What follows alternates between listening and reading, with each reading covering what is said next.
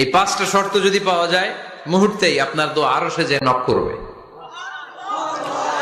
এক নাম্বার শর্ত আকলুল হালাল, হালাল খাওয়া। কি খাওয়া? আমরা দুইটাই খাই, হালালও খাই হারামও খাই। বেশি খাই কোনটা? হ্যাঁ, কি খান? আমি কই নাই কিছু, আপনারাই কইছেন। নিজের উত্তরে নিজে ধরা না। হারাম খেলে তো দোয়া কবুল হয় না। লা ইয়াদখুলুল জান্নাতা জাসাদুন গুযিয়া বিল হারাম। ওই দেহ কখনো জান্নাতে যায় না যে দেহ হারাম খেয়ে বর্ধিত হয়েছে।